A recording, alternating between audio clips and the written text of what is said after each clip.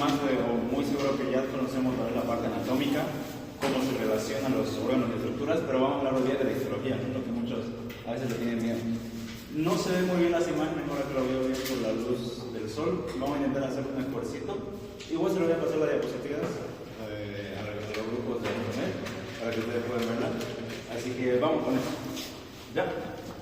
El sistema digestivo es un sistema un poco complejo. ¿Sí? Vamos a tener una división anatómica, una división fisiológica o funcional. ¿Sí? En la división anatómica van a comprender tres segmentos o tres estructuras importantes.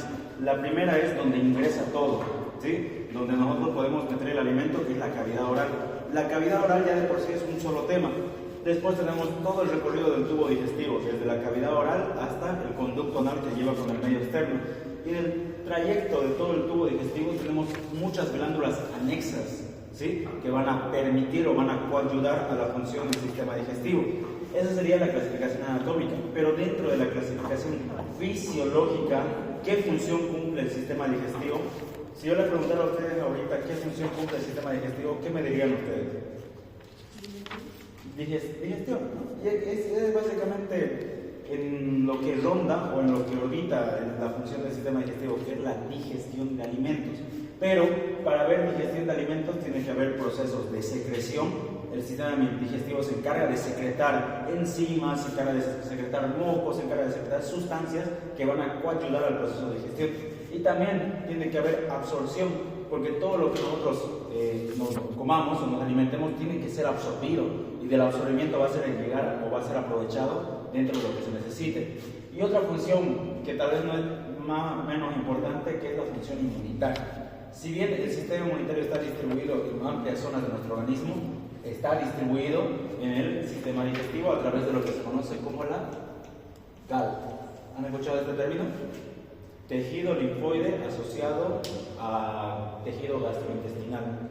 ¿Sí? Es decir, en todo el recorrido del sistema digestivo nosotros tenemos tejido linfático difuso. ¿Sí? ¿No se acuerdan del tejido linfático?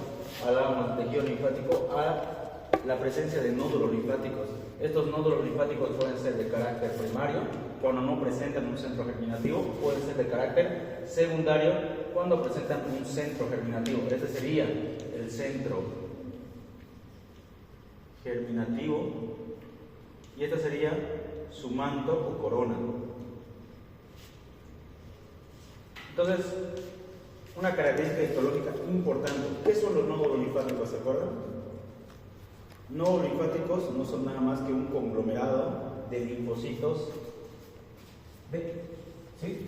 Los linfocitos B básicamente están aglomerándose ahí, obviamente con menor cantidad de linfocitos T, y van a estar distribuidos en la mucosa, o en la submucosa de varias zonas del sistema digestivo.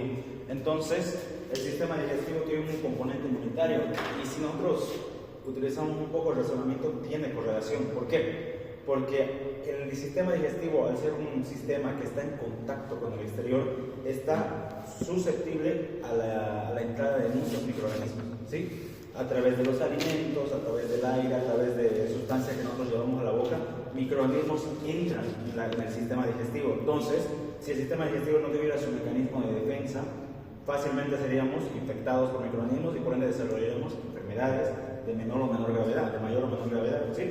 Entonces, hay componentes inmunitarios, pero no es el único componente que nos ayuda a prevenir riesgos de infecciones dentro del sistema digestivo. También vamos a hablar de otros componentes que son que están ahí como barrera innata, ¿sí? Entonces, englobando todo o hablando todo como en un resumen, el sistema digestivo se va a encargar del proceso de la digestión. Nosotros somos seres heterótrofos. ¿Saben qué es eso?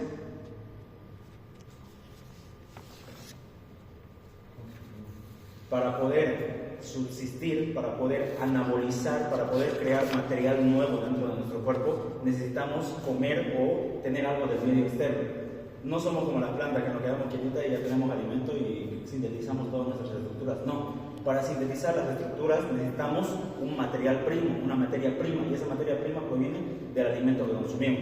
Entonces, un buen sistema digestivo va a agarrar todo el alimento que nos consumimos y va a aprovecharlo al máximo, ¿sí? Todos los aminoácidos, proteínas, lípidos, los carbohidratos que se requieran los va a absorber, y el restante que no se absorbe va a ser eliminados como medio de excreción, ¿sí? Entonces, ¿me entienden hasta acá esta parte? ¿No? Es una generalidad del sistema digestivo. Si pueden ver, por ejemplo, este gráfico de acá, que esto es un resumen de hasta incluso de colegio, ¿no? El sistema digestivo inicia en cavidad oral. De cavidad oral pasa a la faringe, de la faringe sigue con el tubo esofágico, del tubo esofágico conecta directamente con un gran órgano hueco que es el estómago. Del estómago pasa al intestino delgado en todas sus porciones, duodeno, yeyuno, ilion. Del ilion se conecta directamente con el intestino grueso en la parte del ciego, ascendente, transverso, descendente, sigmoide, recto, ano y para afuera, ¿no? Muy general. Obviamente no es lo único que tenemos. Como les decía, el sistema digestivo también está acompañado de sus glándulas anexas. ¿Qué glándulas anexas conocen? Claro, el páncreas, el hígado, pero no son las únicas. ¿Saben cuáles más son? Las glándulas salivales, parótida, submaxilar, sublingual, también son glándulas anexas. Después el hígado, el páncreas también son glándulas anexas. Y hay otras glándulas que casi nadie las toma en cuenta, que son las glándulas submucosas. Ya hay glándulas submucosas esofágicas, hay glándulas submucosas gástricas, hay glándulas submucosas intestinales, que también son glándulas anexas al sistema digestivo y van a permitir y van a coadyuvar a la función digestiva. ¿Sí? Si ustedes se pueden fijar en este gráfico, aunque no se ve tan bien, ¿no? Ahora que lo veo bien, cuando nosotros hablamos de histología, yo estoy seguro que creo que esta es la primera jornada de histología que damos. Histología es estudiar las estructuras a nivel microscópico, no tanto como la parte anatómica, que aquí hay esto en la parte posterior, no. Cuando hablamos de histología es decir, qué estructuras o qué arquitectura, qué forma tienen los tejidos, ¿sí? Si ustedes se dan cuenta, le voy a pasar igual la imagen, o la diapositiva. A distintas zonas del tubo digestivo hay un cambio histológico, una diferente arquitectura histológica. La arquitectura histológica del esófago no se parece en nada a la del estómago, mucho menos a la del intestino delgado y peor a la del intestino grueso. Entonces, nosotros podemos conferir que esa arquitectura histológica le va a dar a estos órganos, a estas regiones del tubo digestivo, una función diferente, ¿sí? Solamente por la mera estructuración que tiene. Este gráfico va para conocer eso. Cuando ustedes ven el tubo digestivo, es básicamente la porción conductora, desde que ingresa a la cavidad oral hasta que termina con el conducto anal. Histológicamente, el tubo digestivo tiene 4 zonas histológicas, ¿sí? Y vamos a imaginar.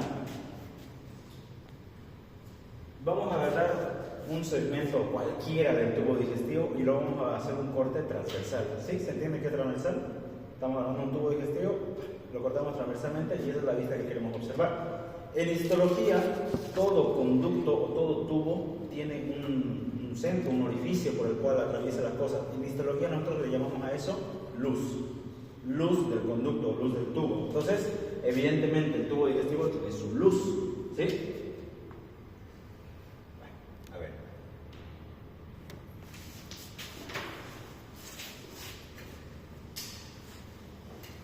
Ya, tiene su luz.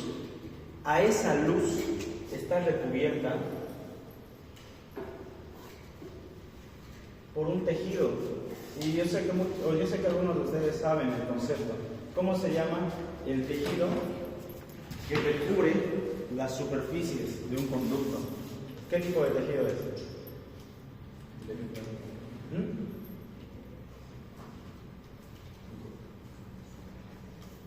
¿Qué tipo de epitelio es el que reviste una superficie de un conducto? Porque esta es la superficie del conducto. Esta es la luz del conducto y esta sería la zona más externa que no tiene relación con la luz. Es un epitelio. Los epitelios revisten, no se olviden el concepto de epitelio que es un tejido que reviste superficies y cavidades corporales, ¿sí? Todo lo que sea de revestimiento o de recubrir superficies está formada por epitelio. Ahora, en histología, al epitelio que recubre las superficies que tienen contacto con el exterior, la conocemos como las mucosas, ¿sí? Y esa sería la primera capa, hablando de la luz del tubo digestivo. La primera capa es la mucosa, ¿sí?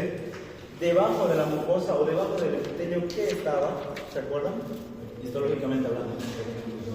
Debajo de un epitelio casi siempre le acompaña el tejido conectivo, específicamente el laxo, que va a darle la hidratación propia al epitelio, y por debajo del laxo está el tejido conjuntivo denso y regular. Lo vamos a notar, ¿ya? La segunda capa del tubo digestivo es la submucosa. ¿Sí? Debajo de la mucosa, que era el epitelio que revestía, está la submucosa. Esa submucosa puede estar conformada por tejido conectivo laxo y puede estar conformada por tejido conectivo denso y regular. ¿Sí? Esa sería la segunda capa histológica. Ahora, el tubo digestivo se caracteriza por tener una capa muscular, y esa sería la tercera capa del tubo digestivo, que es la muscular externa. Esta capa muscular externa es importante y útil. ¿Por qué? Porque le va a conferir al sistema digestivo una propiedad cinética importante, que es el peristaltismo. ¿Sí? El peristaltismo, ¿saben qué es el peristaltismo?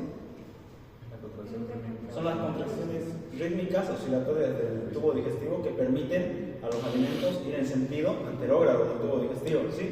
Esa contracción, que es involuntaria, nosotros no decidimos cuándo se va a contraer o cuándo se va a parar de contraer, esa contracción está dada por la musculatura externa, por la tercera capa del tubo digestivo. Ahora, esta musculatura externa, histológicamente hablando, va a tener dos zonas. La capa interna, que también se conoce como la capa circular, y una capa más externa que se conoce como la capa longitudinal. ¿Sí? Aquí es importante hacer una diferenciación.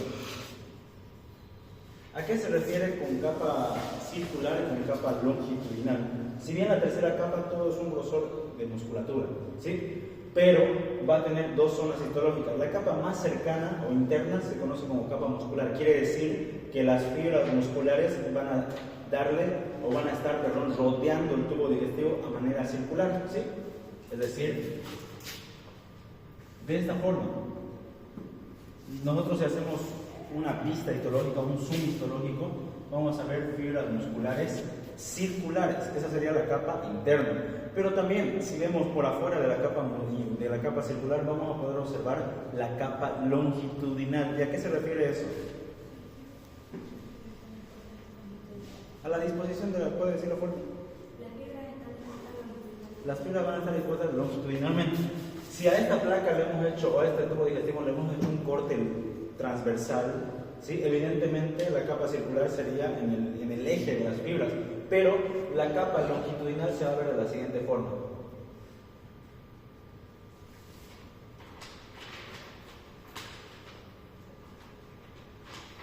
Va a verse en pequeños parches. ¿Por qué? Porque hemos cortado la fibra muscular. En realidad, la fibra muscular de la capa longitudinal está en este sentido, ¿sí? Está longitudinal, por eso dice longitudinal. Tenemos una capa circular y otra longitudinal.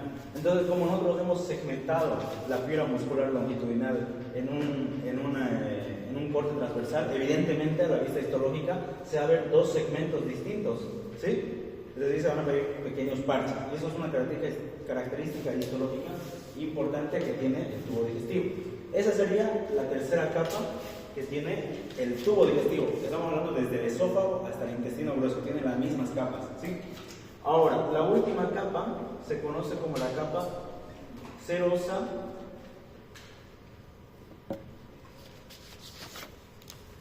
o adventicia, ¿sí? ¿Esto qué importancia tiene? La capa serosa o la capa adventicia no es nada más que tejido conectivo que está rodeando la superficie externa del tubo digestivo. Pero vamos a poner aquí un pero importante. Fíjense que puede llamarse la capa más externa bien serosa o también se puede llamar adventicia. Pero ¿esto de qué va a depender? Ya. Va a depender de la relación que tenga con el peritoneo. El peritoneo es una membrana serosa, ¿sí? A los órganos peritonizados van a tener, en vez de adventicia, serosa. Y a los órganos que no están peritonizados su capa más externa se le conoce como adventicia. ¿Sí se entiende? Por ejemplo, vamos a analizar. ¿El estómago es un órgano peritonizado? ¿Tiene relación con el peritoneo, sí o no? Sí, ¿no? ¿A través de qué estructuras anatómicas? Bueno, ya lo van a ver más adelante, no sé si queda mejor la anatomía. Entonces, como es un órgano peritonizado, su capa más externa se va a denominar serosa. ¿Por qué? Porque ese peritoneo, ¿qué es? ¿El peritoneo qué es realmente? Una membrana serosa, ¿sí? Es una membrana formada de epitelio plano simple. Entonces, como ese peritoneo tiene relación con el estómago, lo va a envolver en su superficie más externa. Entonces, la capa más externa de esa zona del tubo digestivo se denomina serosa. Pero hay órganos que no tienen nada que ver con la serosa. Por ejemplo, esófago. ¿El esófago tiene relación peritoneal? No. Entonces, ¿de dónde le viene la capa más externa? Se denomina adventicia. ¿Sí? Esa es la diferencia importante. No todos los órganos van a tener serosa y no todos los órganos se les va a denominar adventicia. Pero de ambos, ya sea serosa o adventicia, son tejido conectivo que está en la periferia del tubo digestivo. ¿Hasta ahí se entiende? Sí, ¿no? Ya. Entonces, ahí dejamos para repasar. ¿El intestino delgado va a tener serosa o adventicia en su capa más externa? Serosa. ¿Qué dices? Serosa. Serosa, ya. ¿El intestino grueso va a tener serosa o adventicia? Serosa. No es fácil, ¿no? Ya, yo sé que me entendieron. Obviamente, si ustedes lo ponen un poquito más con pinza, hay segmentos del duodeno que no son peritonizados, ¿no? Entonces no van a tener relación con la serosa. Ya, pero es un poco más con pinza. Pero de manera general se conoce de esta forma. Los órganos que tienen relación con peritoneo, su capa más externa es serosa, y sus órganos que no tienen relación con el peritoneo, su capa más externa se conoce como adventicia. ¿Ya? Ambos son tejido conectivo. Pero vamos por partes. La mucosa, ahorita vamos a hablar qué es mucosa, van a ver que es un epitelio de revestimiento. Bien, la submucosa que está debajo de la mucosa es tejido conectivo, puede ser laxo en primera instancia, después denso y regular en capas más profundas. Acá, justamente en la capa submucosa, va a discurrir un plexo nervioso importante y en todo el tubo digestivo está este plexo nervioso. A este plexo lo conocemos como el plexo de Meissner. ¿Sí? El plexo submucoso o de Meissner. Por eso también se llama plexo submucoso. Cualquiera de los dos sirve. ¿Qué es este plexo submucoso de Meissner? Es una ramificación nerviosa de lo que se conoce como la porción entérica del sistema nervioso. Si hacemos una esquemita para que se acuerden, el sistema nervioso fisiológicamente o funcionalmente se dividía en el somático, sistema nervioso somático, y el sistema nervioso autónomo. Hasta ahí estamos. El autónomo tenía tres divisiones: la división simpática, la división parasimpática, y ahí entra la división entérica. ¿Sí? La división entérica es la que se va a encargar de inervar todo el tubo digestivo. ¿Sí? Es netamente del tubo digestivo. Por ahí dicen que en el intestino hay un segundo cerebro, ¿no? Pero no es que literalmente sea un cerebro, sino que tiene una gran cantidad de terminaciones nerviosas y por ende neuronas que están inervando el tubo digestivo. Ahora, esta división entérica va a inervar todo el tubo digestivo en todas sus porciones a través de dos plexos importantísimos. Uno es el de Meissner.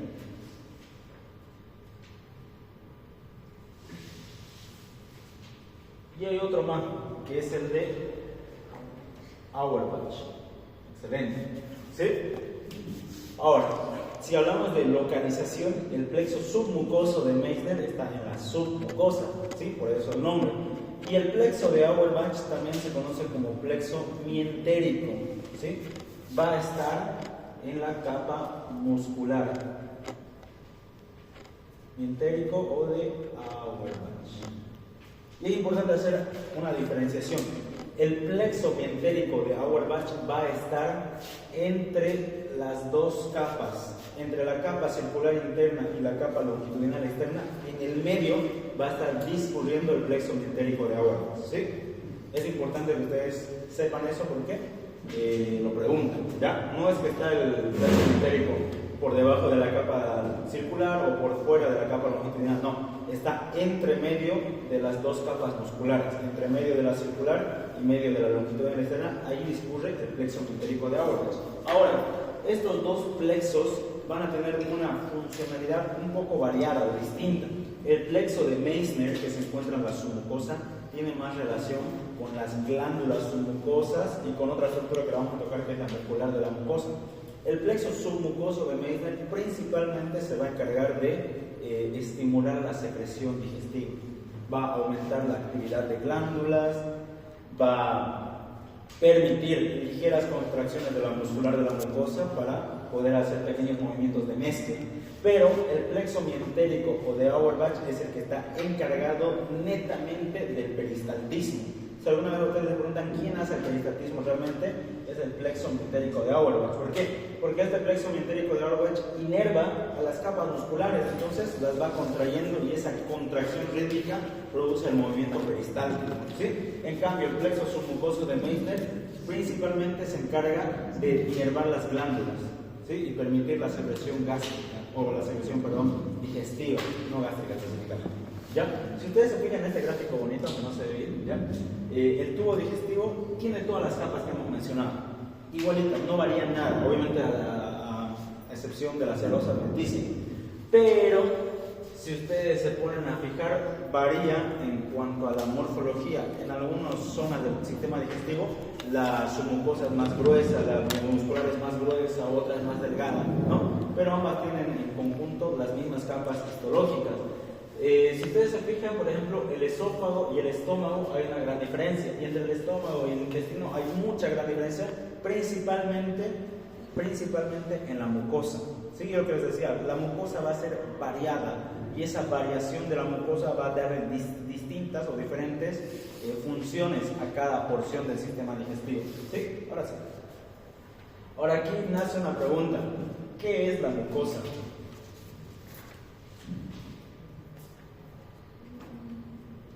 ¿Qué es la mucosa? Bueno, ya aparece. Ya. ¿Qué es la mucosa? Realmente la mucosa, cuando ustedes escuchan mucosa, y lo van a escuchar seguido mucosa, todo de aquí en adelante, la mucosa es un tejido epitelial, partamos de eso. Siempre es un tejido epitelial, nunca es algo diferente. Pero es un tejido epitelial que tiene contacto o está revistiendo estructuras que tienen contacto con el exterior, ¿sí? La piel nada que ver, la piel ya de por sí es revestimiento superficial. Pero las estructuras internas que tienen comunicación con el exterior, a eso se denomina mucosa. Y esa mucosa es tejido epitelial. Por ejemplo, la cavidad oral, si bien tiene relación con el medio externo, no está por afuera, pero a todo el epitelio de la cavidad oral la conocemos como mucosa.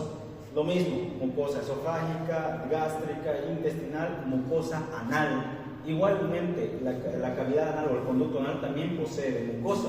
¿Por qué? Porque es un conducto que tiene contacto con el exterior. El aparato respiratorio también tiene mucosa. ¿Por qué? Porque es un conducto que tiene contacto con el exterior. Todo el revestimiento epitelial se denomina mucosa. Ahora, la cavidad vaginal o el canal vaginal también tiene mucosa. ¿Por qué? Porque es una cavidad que tiene contacto con el exterior, ¿sí? Entonces, eso es mucosa. Generalmente la mucosa es un tejido epitelial que reviste algo, una cavidad interna que tiene contacto con el medio externo. Ahora, tal vez no lo noten acá, pero en el sistema digestivo tenemos una estructura histológica importante, o bueno, no es relativamente importante, sino que me ayuda a orientarme histológicamente, que es la muscularis mucosae o muscular de la mucosa. ¿Qué es eso realmente? Vamos a intentarlo. Acá está, acá se ve. Fíjense, todo esto de acá, ¿qué creen que es? Mucosa, ¿sí? Entonces estamos viendo la capa mucosa. Por debajo de la mucosa, ¿qué estaba? La submucosa, claro.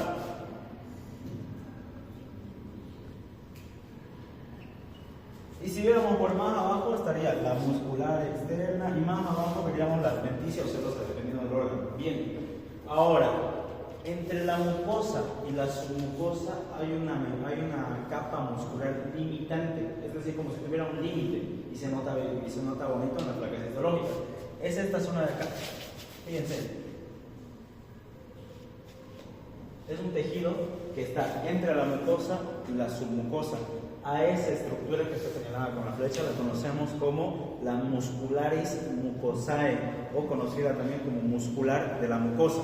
Es decir, que la mucosa tiene su propia capa muscular antes de la submucosa, y eso me ayuda a orientarme. Si yo veo muscular de la mucosa, es un límite entre la mucosa y la submucosa, y está presente en todas las porciones del sistema digestivo. El intestino tiene su muscular de la mucosa, el estómago tiene su muscular de la mucosa, el esófago tiene su muscular de la mucosa, y se nota, ¿sí? Acá, por ejemplo, también podemos ver lo mismo. Todo esto es la mucosa, de aquí para arriba es la mucosa, y de acá para abajo es la submucosa. Todo este espesor es la muscularis mucosae, es músculo, tejido muscular, ¿sí? Y lo vamos a ver, o cuando les pase la diapositiva, lo van a ver mejorcito. Ahí está señalada para nosotros. Ya, lo mismo vemos acá. Ya voy.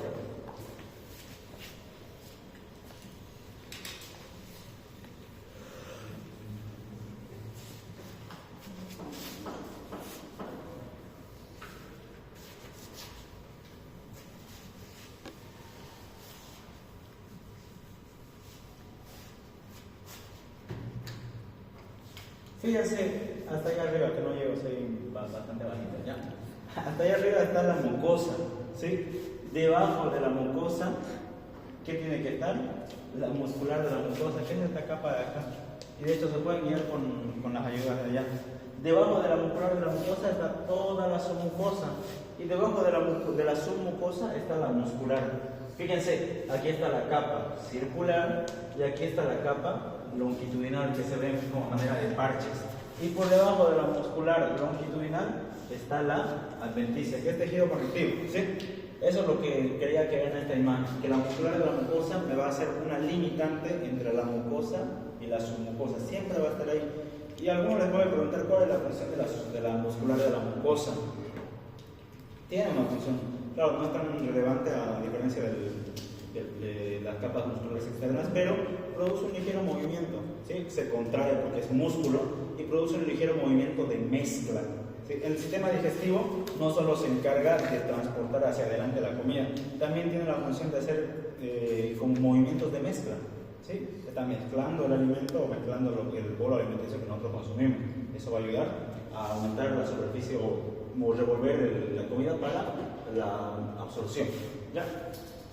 Ahora, lo que les decía al principio, en la submucosa y en la muscular de la mucosa tenemos distribuidos plexos mientéricos. Plexos. ¿Cuál era el órgano que teníamos el muscular de la mucosa? Todos. Todo el tubo digestivo tiene muscular de la mucosa, eso lo quede bien claro. ¿Sí? Todos. Se ven todos, obviamente depende un poco del corte histológico. En histología, un corte a diferente nivel varía mucho en la vista que estamos viendo, pero de regla general todos los órganos tienen muscular de la mucosa, ¿sí? Ya. Ahora, lo que les decía, en la submucosa tenemos distribuidos el plexo de Meissner y en la muscular externa tenemos el plexo mientérico de Auerbach, ¿sí? El plexo mientérico de Auerbach va a ayudar a la contracción peristáltica y el plexo submucoso de Meissner principalmente se encarga de estimular la secreción digestiva de las glándulas. Ya. Entonces vamos a empezar hablando de las porciones del tubo digestivo.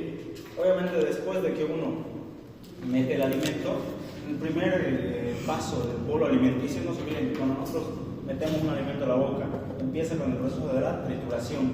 Esa trituración mediada por la masticación va a ser mezclada con los jugos o las secreciones salivales. Las secreciones salivales van a formar una pequeña masa y esa masa se la conoce como bolo alimenticio. Entonces uno decide deglutir, hace el proceso de deglución y el primer segmento del tubo digestivo con el que se encuentra es el esófago. Es un tubo medianamente largo, de aproximadamente 25 centímetros desde acá hasta acá y básicamente su única función, entre comillas, es permitir o dar paso al bolo alimenticio desde la cavidad oral hasta el estómago, ¿sí? Obviamente este esófago va a tener, anatómicamente tiene dos porciones, ¿ya? Pero histológicamente tiene tres zonas importantes. Y eso es lo que me interesa, más que la anatomía, la histología. ¿Sí? Vamos a dividir al esófago en tres porciones. El tercio superior, el tercio medio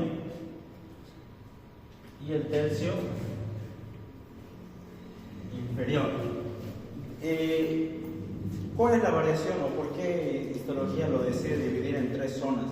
Por la composición de los tejidos. Evidentemente el esófago tiene lo mismo que hemos hablado, tiene mucosa, submucosa, muscular externa y en este caso tiene adventicia o serosa. Adventicia, no hablamos de serosa con el esófago, hasta aquí estamos bien. ¿Qué es lo que le hace la variación? La variación principal del esófago, está en la muscular. ¿Sí? Evidentemente, ustedes saben que el tubo digestivo, su principal tejido muscular es ¿de qué tipo? Porque saben que tenemos tres tipos de músculo, ¿no? Músculo estriado esquelético, músculo liso y músculo cardíaco. ¿Cuál creen ustedes que es el tipo de tejido muscular que se maneja en el tubo digestivo? Predominantemente es el tejido muscular liso, predominantemente. Pero a nivel del esófago varía eso. El tercio superior del esófago tiene en su capa muscular externa, en vez de tejido muscular liso, tiene tejido muscular estriado, ¿sí? El único segmento del tubo digestivo que tiene tejido muscular estriado, a excepción de la cavidad anal, ¿ya? Le pueden poner estriado visceral, que es su nombre completito. Tejido muscular estriado visceral. Es decir, ¿no? Que no es tejido muscular liso. Ahora, en su porción media, en su segmento medio, va a tener una mezcla de tejido muscular estriado visceral con tejido muscular liso. En el tercio medio va a estar mezclada las fibras musculares. Va a haber una pequeña cantidad de tejido muscular estriado visceral y otra pequeña cantidad de tejido muscular liso, ¿sí? En la porción media del esófago. Y en la porción inferior, aquí es netamente tejido muscular liso. A partir de la porción inferior del esófago para adelante es puro tejido muscular liso, ya no hay tejido estriado visceral, ¿sí? Esa es la diferencia o por qué histología lo divide el esófago en tres segmentos, por su composición o su arquitectura histológica. Ahora ustedes pueden ver acá, vemos con esta imagen, se ha agarrado el esófago y se ha hecho un corte transversal y eso es lo que se está proyectando. Acá se puede ver la mucosa.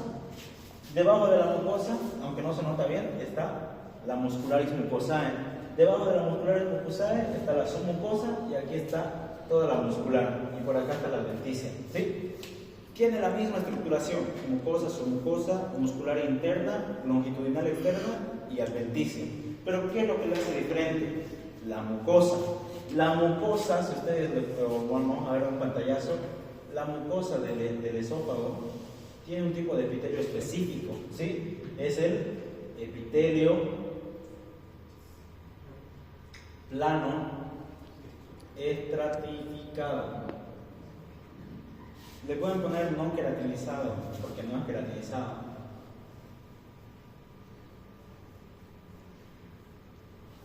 ¿Se acuerdan cómo es la estructuración de este tejido? ¿Cómo es el tejido plano estratificado? Son un tejido estratificado. Partamos por eso, ¿no? Es decir, aquí tengo la lámina basal, tengo capas de células células de varias capas. Pero lo importante es la forma final o las células finales, que son células aplanadas. A eso se conoce como un tejido epitelial plano. ¿Por qué? Porque sus células apicales son planas y estratificado porque tiene más de una capa. Entonces, el tejido epitelial que presenta el esófago es tejido epitelial plano estratificado, no queratinizado, no tiene queratina. Este tejido epitelial plano estratificado tiene esta formación. Van a ver ustedes cuando vieron el tejido epitelial, los epitelios tienen diferente conformación según la función que cumplen, ¿no? Hay epitelios planos que permiten fácilmente la difusión, hay epitelios cilíndricos que permiten fácilmente la secreción, la absorción, y hay epitelios estratificados planos que su principal función es la protección, ¿sí? Es un tejido de protección.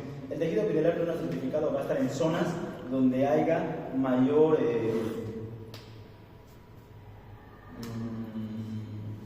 donde se produzca más daño mecánico, es decir, que haya ese tejido o tenga la susceptibilidad de sufrir daño mecánico. Es decir, es un tejido que tiene que soportar. ¿Qué tiene que soportar en este caso? La comida, ¿no? El paso de la comida. ¿Por qué? Porque hay personas. ¿Qué pasa si una persona, por ejemplo, está apuradísima, mastica tres mascadas a la comida y lo deglute?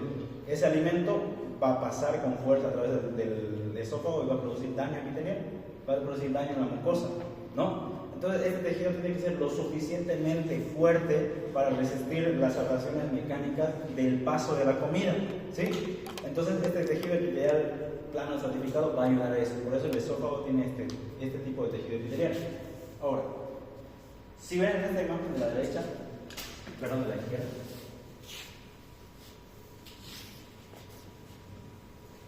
acá vemos lo mismo. Y acá es donde se puede notar el epitelio plano estratificado. Fíjense, son varias capas y su capa más apical es plana. Obviamente tiene su lámina propia. Por acá está la muscular de la mucosa, un segmento casi nada se ve. Y por aquí, fíjense que todo esto sería la submucosa. Acá se ven glándulas.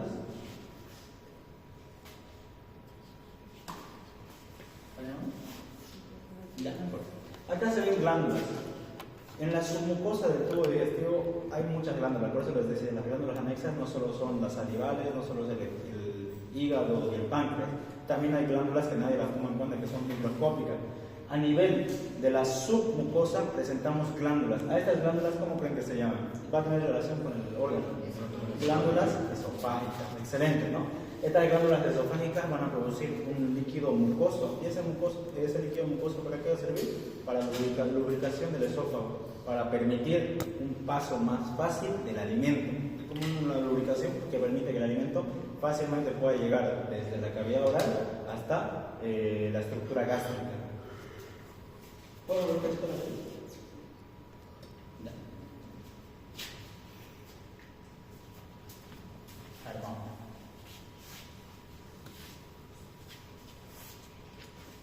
A nivel del tubo digestivo, nosotros tenemos esfínteres. ¿Saben qué es un esfínter?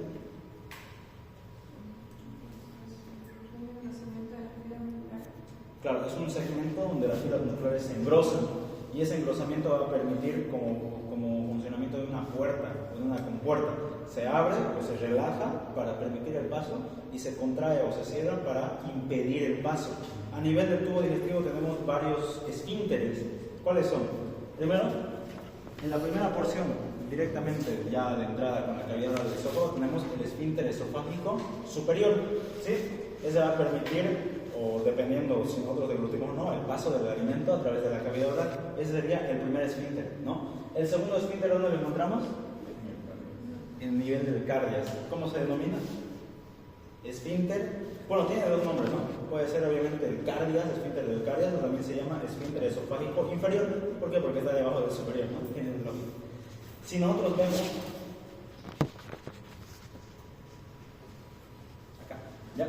Si nosotros vemos, acá tenemos el esfínter esofágico inferior, acá está el superior. Después, ¿qué otro esfínter conocen? El esfínter pilórico. El esfínter pilórico es otro esfínter que va a permitir el paso del estómago hacia el intestino delgado. Ahora, la comida ingresa a todo el intestino delgado. ¿Cuál es otro esfínter que tenemos? Se encuentra específicamente acá. Directamente la válvula iliocecal, que es la que tiene varios nombres de válvulas, ¿ya? Pero válvula iliocecal para no tripar, es directamente la que permite el paso del intestino delgado, de la última porción del intestino delgado hacia el ciego. Ahora, sube, o la comida atraviesa todo el intestino delgado. ¿Cuál es la otra válvula que se encuentra? O el esfínter, perdón.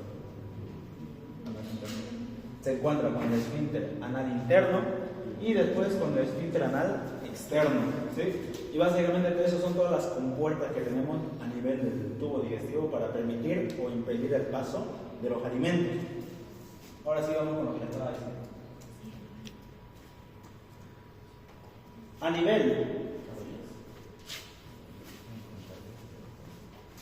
nivel de la unión del esófago con el estómago, a esa unión se le conoce como el cardias, ese segmento, o también se la conoce la unión gastroesofágica. Está uniendo esófago con el estómago. Si ustedes se dan cuenta, fíjense acá, bueno, no se ve tan bonito, ¿no? Pero este sería el esófago y esta sería la porción del estómago. ¿Hay diferencia, sí o no? Abruptamente en la pigmentación y mucho más en la histología del tejido. Si ustedes ven este grafiquito de acá, a mí me gusta, hablamos de una línea, esta de acá.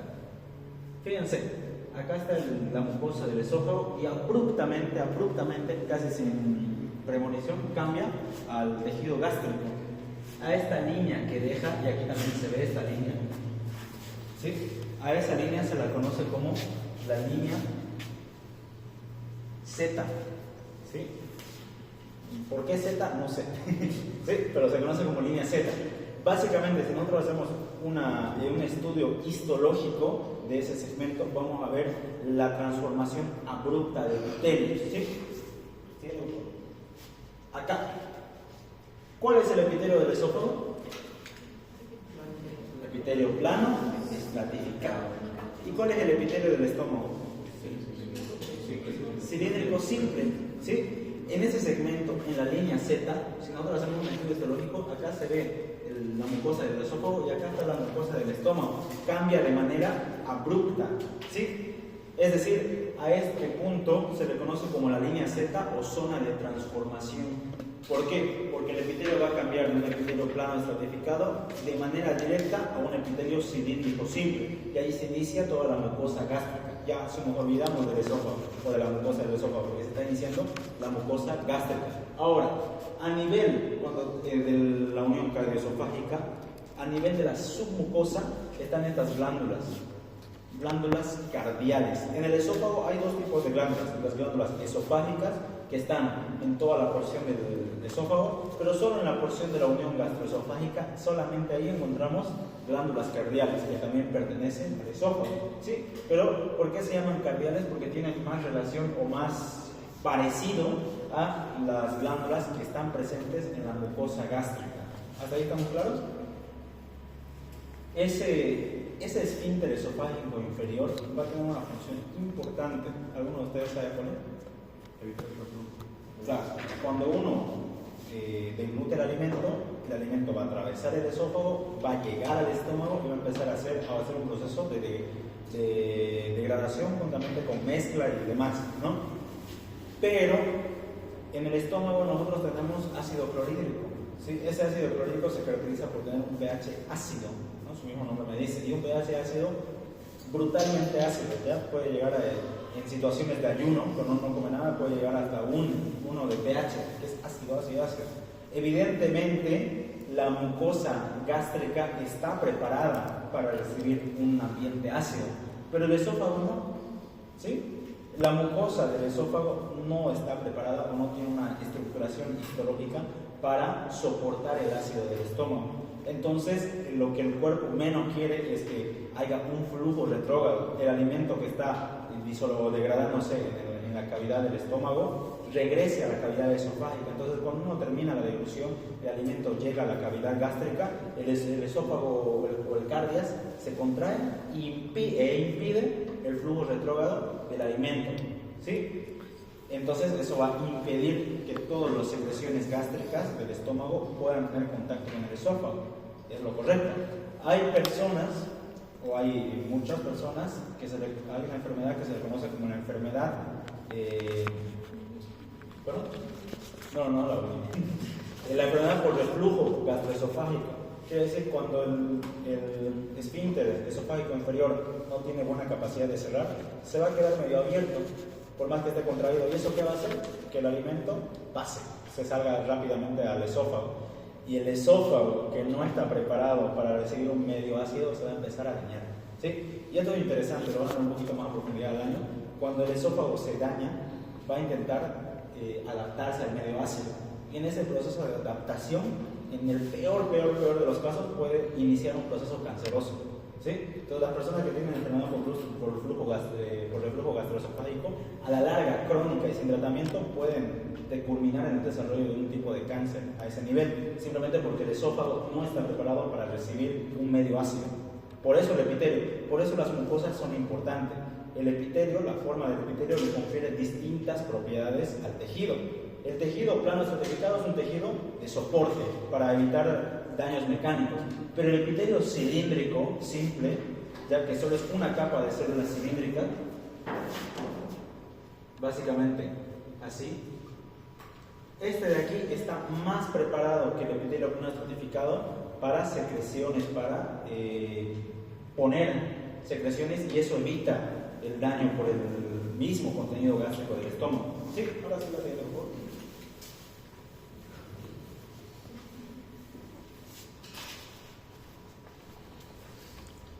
Anatómicamente, nosotros conocemos las partes del estómago, ¿no? O lo van a conocer tal vez más después de la jornada anatómica.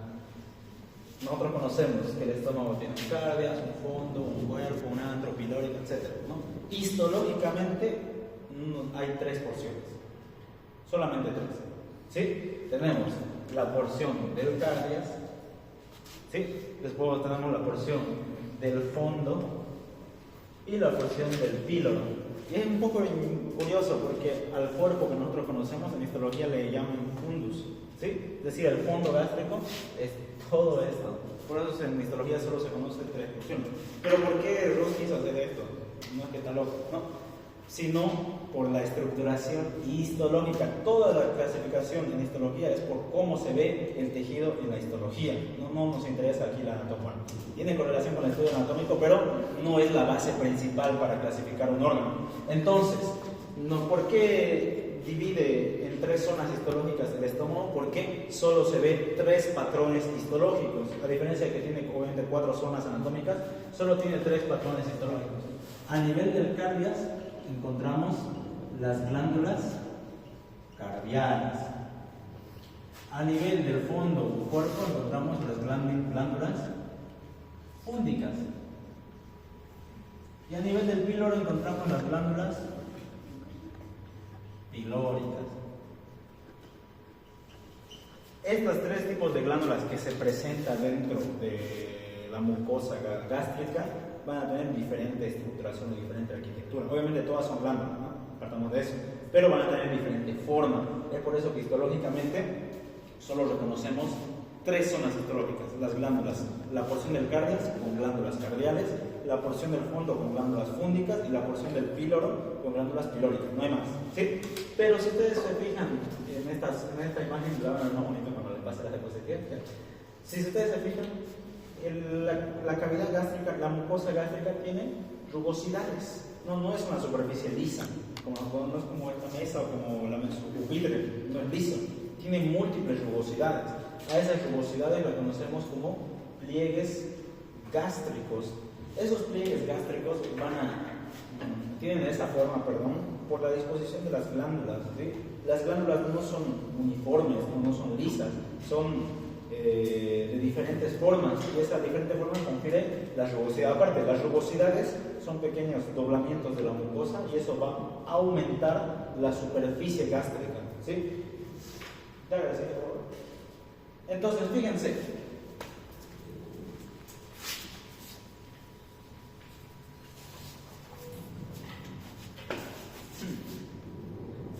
que desde la mucosa gástrica, desde la superficie de la mucosa gástrica, las glándulas son de carácter profundo. Fíjense que llegan hasta casi la submucosa. Todas las glándulas gástricas tocan la muscular de la mucosa, y eso es un dato histológico importante.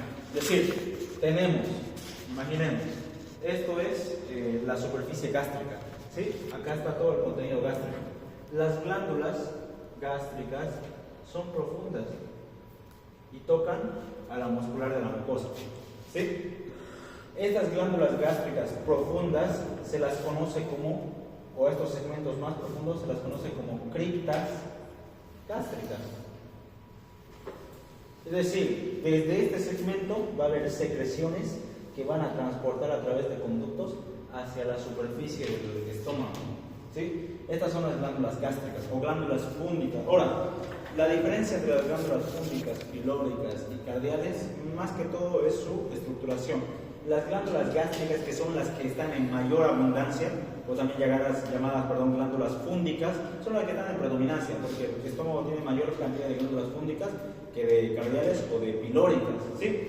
Estas glándulas fúngicas o gástricas van a tener células, evidentemente, ¿no?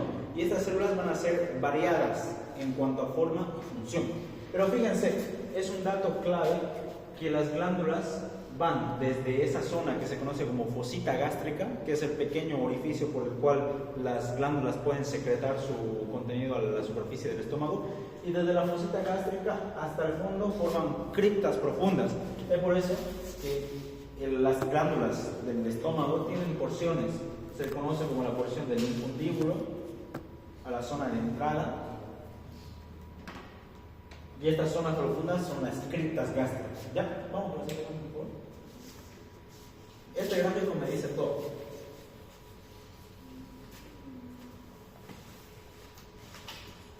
Las glándulas del cardias son muy diferentes de las glándulas fúngicas y muy diferentes de las glándulas pilóricas.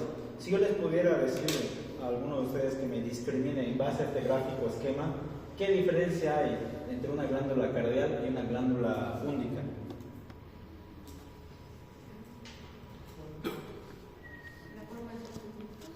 Claro, ¿cómo está su conducto de acá? ¿Y cómo están sus conductos de acá? Estas son las fúngicas, estas son las cardiales. Ya, vamos a dar ese dato para que nunca se les olvide. Las glándulas cardiales son tubulares ramificadas. ¿Sí? Sí, son de estructuras tubulares que se van ramificando. En cambio, las glándulas fúngicas son tubulares rectas. Esa es la gran diferencia histológica. A nivel de una placa histológica de estómago, si nosotros vemos una mucosa recta firme, sin variación o ramificación, podemos rápidamente determinar que estamos viendo una glándula fúngica, ¿sí? Pero en caso de la glándula de cardias es un tubular ramificado.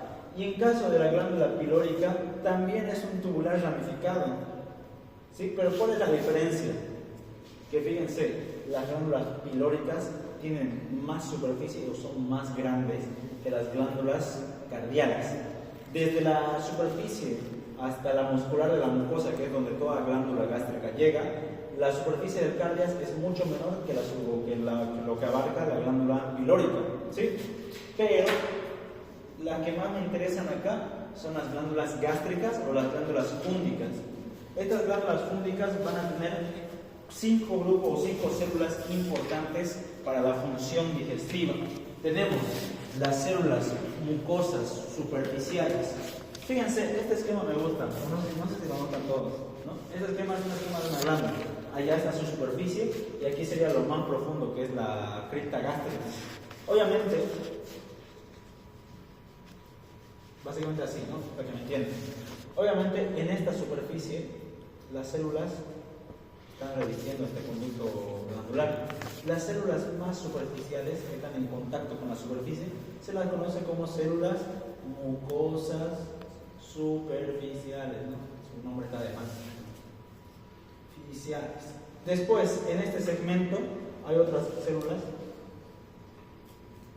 que se las conoce como células mucosas del cuello. ¿Por qué? Porque están en la posición de entrada de la glándula gástrica. Estas dos células mucosas, tanto las mucosas superficiales como las mucosas del cuello, van a tener una función importante. ¿Cuál creen que es? Su mismo nombre me dice. Van a ser células productoras de moco, ¿sí? Es decir, las células mucosas superficiales y las del cuello van a producir moco. Y este moco va a tener una importancia funcional. El estómago trabaja con un medio ácido, ¿sí? Ese medio ácido es tan ácido que daña cualquier célula, ¿sí? Cualquier tejido es dañado por un medio ácido. Los ácidos desnaturalizan los tejidos y las estructuras. Pero surge la duda, si el estómago es un tejido orgánico que trabaja con ácido, ¿por qué este no se degrada a la presencia del ácido, pero otro tejido sí? ¿Por qué otro tejido sí es propenso al daño y en cambio el estómago no? El estómago está tranquilo, por más que esté trabajando con un ácido potente. Por la presencia de moco. ¿Sí? Este moco está producido, es una capa, va a ser una capa protectora de la mucosa gástrica. A este moco de las células mucosas superficiales se le conoce como o tiene características químicas de ser un moco insoluble y con altas concentraciones de bicarbonato. Y esto es importante. Acá también de potasio. ¿Ya? Y esto es importante porque, si ustedes se acuerdan, o no sé si se acuerdan, en la escala de pH tenemos los ácidos, que es porque hay un aumento de los protones, y las bases.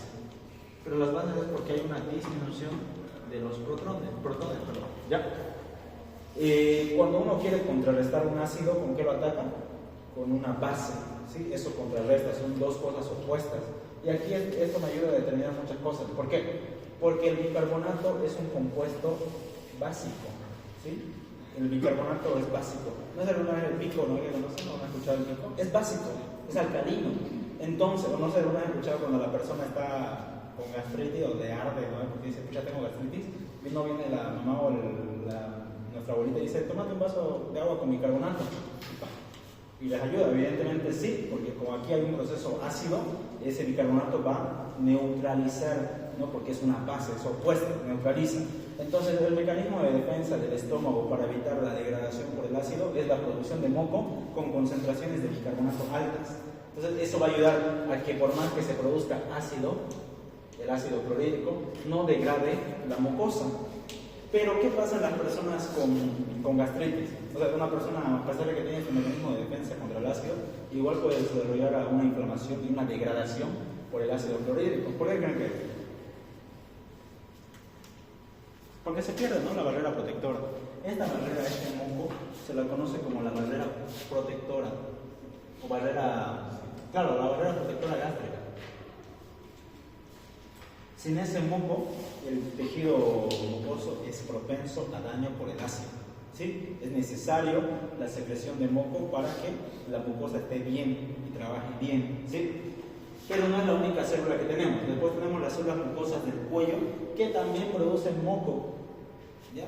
Más cabe destacar. Pero si nosotros vamos bajando más a profundidad de las glándulas gástricas, nos vamos a encontrar con esta glándula. ¿Sí? Son glándulas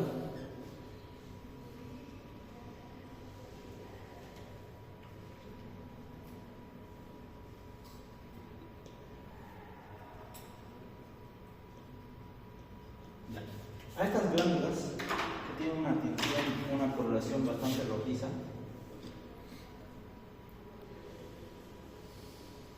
se conocen como glándulas parietales. ¿Sí? A nivel de la mucosa o de la glándula gástrica tenemos células parietales. Estas células parietales, todavía no lo conozco, ¿no? Estas células parietales, fíjense acá la glándula. ¿Qué forma tienen? ¿Tienen una forma? Así es su forma de la célula parietal. Fíjense que es una célula que tiene pequeñas, como que aserradas, o de una forma aserradita. A estas formas aserraditas se las conoce como canalículos. Las glándulas parietales presentan canalículos y a través de esos canalículos secretan su contenido. Y estos son preguntas de examen fijos. De aquí sí siempre sale la pregunta de las funciones de cada una de estas células. Las glándulas parietales, su principal función es secretar ácido clorhídrico. Las glándulas parietales son las que secretan el ácido clorhídrico. ¿Sí? Ellas sintetizan el ácido clorhídrico. Y otra cosa importante, ¿saben? Factor intrínseco. Eso lo preguntan fijo en un examen. ¿Sí?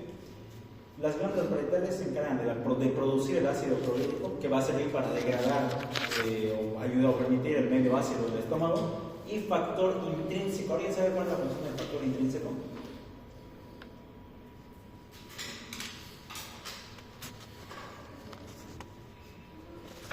Permite la absorción de la vitamina B2.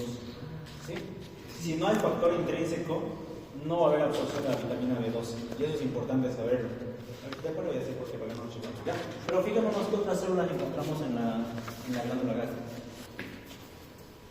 Encontramos las células, las células parietales, antes de que me olvide, se llaman células parietales, se llaman otro nombre, se llaman células delomorfas, o también se llaman células oxínticas. La van a escuchar de los tres nombres. O sea, no solo se llaman parietales, también les pueden referirse a ellas como células delomorfas o células oxínticas, ¿sí? Pero están hablando de la misma célula con la misma función. Otro tipo de célula que tenemos a nivel de la glándula gástrica son las células principales. ¿Por qué su nombre se llama así? Porque son las principales. Estas células principales pueden estar en capas más, están literalmente en las capas más profundas de la glándula gástrica, están literalmente en la cripta, y su principal función, ¿saben cuál es? Excelente. Las glándulas principales secretan pepsinógeno.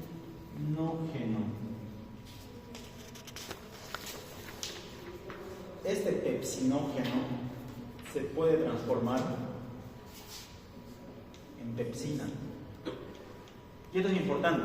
La transformación de pepsinógeno a pepsina, para que se transforme de pepsinógeno a pepsina, requiere un medio ácido. Si no hay ácido, el pepsinógeno no se transforma en pepsina. ¿Y qué es el pepsinógeno y qué es la pepsina? ¿Y para qué sirve? ¿No? Salen muchas dudas de ahí. Previamente, el pepsinógeno es una enzima.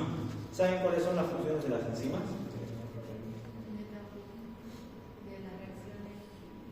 Aceleran reacciones químicas, pueden mediar reacciones de degradación o reacciones de síntesis, ¿ya? En este caso, el pepsinógeno es un acelerador de reacciones de degradación. Va a degradar principalmente las estructuras proteicas. No va a degradar. A nivel del estómago, muchos piensan que ahí se produce totalmente la digestión. En el estómago se produce una digestión parcial, solo ciertas estructuras son degradadas.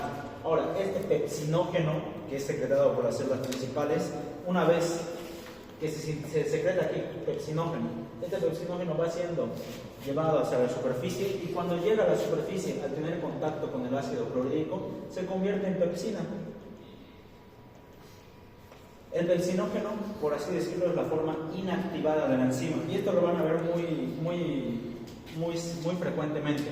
La terminación ógeno, ¿ya?, refiere a enzimas inactivadas que todavía no están cumpliendo su función, ¿sí? Esto, cuando escuchan pepsinógeno, angiotensinógeno, hay muchos ejemplos que les puedo dar. Son enzimas inactivas que todavía no están activas.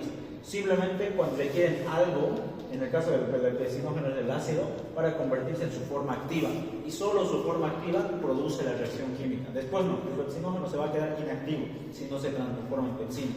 Y la pepsina es la que recién rompe enlaces proteicos. Van a ver ustedes que las proteínas, o lo van a llevar más porque al año, son cadenas largas, pero muy largas de aminoácidos y complejas. Las proteínas principalmente están en los alimentos, principalmente en las carnes, ¿no? Las carnes, por así decirlo, serían lo más difícil, entre comillas, de degradar. Entonces, la pepsina viene y empieza a romper las cadenas de las proteínas, haciéndolas más fácil cuando llegan al intestino para ser absorbidas. Entonces, la principal función del la pepsina, es degradar las uniones proteicas para volver a las moléculas proteicas más fáciles de absorber, ¿sí? Ahora, esa sería la función de las células principales. Por eso se llaman principales, porque sin pepsinógeno o sin pepsina no hay degradación de proteínas. Y si no hay degradación de proteínas, por más que se vaya al intestino, le va a costar más absorberse el alimento. Es necesario que haya una previa degradación. Ahora, otro tipo de células que nosotros tenemos a nivel de las glándulas gástricas son las células enteroendocrinas. Estas células enteroendocrinas son células que van a producir hormonas. La mayoría de las hormonas de las células enterocrinas son de tipo o de secreción parácrina. O sea, las glándulas enteroendocrinas utilizan un tipo de secreción que es la secreción parácrina. ¿Alguien sabe por qué se caracteriza este tipo de secreción? Porque tenemos secreciones endócrinas, autócrinas, parácrinas, holócrinas, neurócrinas, apócrinas, ¿sí? Una lista gigantesca. El tipo de secreción parácrina es una secreción. Vamos a hacer una diferenciación. Las glándulas endócrinas yo soy, por ejemplo, la hipófisis, y quiero mandar una hormona a la tiroides, está por allá sangre. Entonces, toda mi secreción la mando por el torrente sanguíneo y le llega hasta allá. Es una secreción endócrina, entonces las glándulas endócrinas requieren la circulación para hacer llegar su contenido. Pero obviamente no solo le va a llegar a la tiroides, como es circulación sanguínea, va a llegar a todo lado, pero solo va a funcionar en la tiroides. A eso me voy. La secreción parácrina es un tipo de secreción localizada. Es decir, nosotros somos un grupo y allá está otro grupo. La secreción que yo elimine solo va a ser para ustedes, no para el otro grupo de allá. ¿Sí? Solo interactúa con zonas locales, con zonas cercanas al donde se ha producido la hormona. No va a trabajar o actuar en zonas muy lejanas. Entonces las células enteroendócrinas, todo lo que secretan va a trabajar dentro ¿de dónde?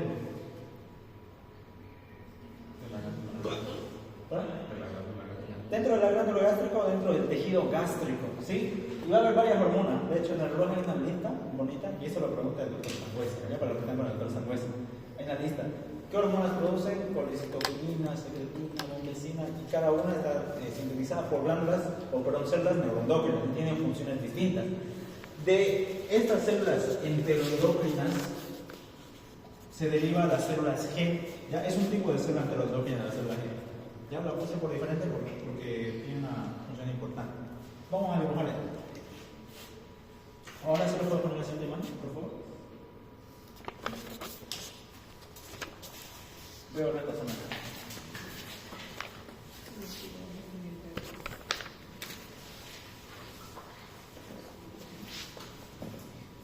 Fíjense, esta de acá es una célula parietal, ¿sí? Una célula productora de ácido clorhídrico.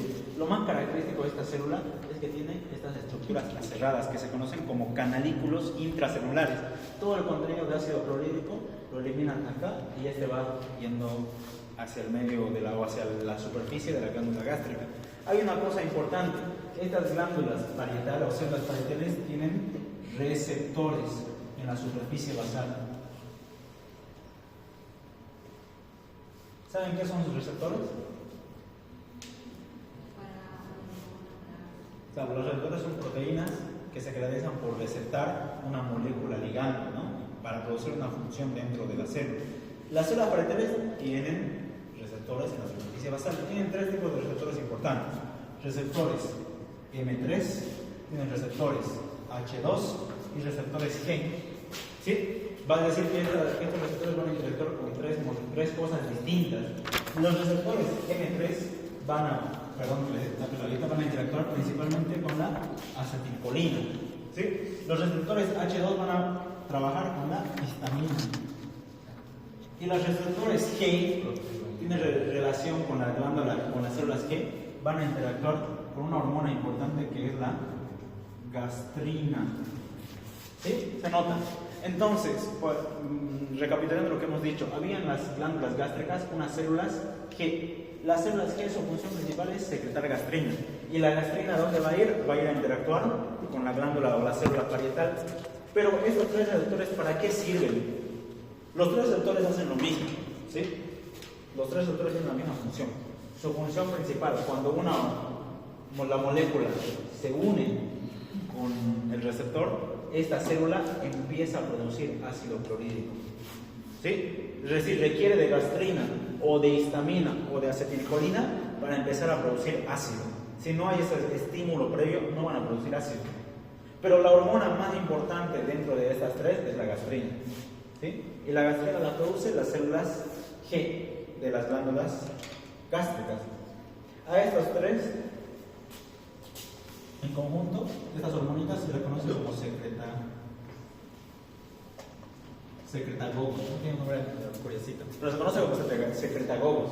¿Por qué? Porque esos tres van a estimular la secreción del ácido clorhídrico dentro de la célula parietal. ¿Ya? En esta imagen de acá, que no se ve, eso me da pena.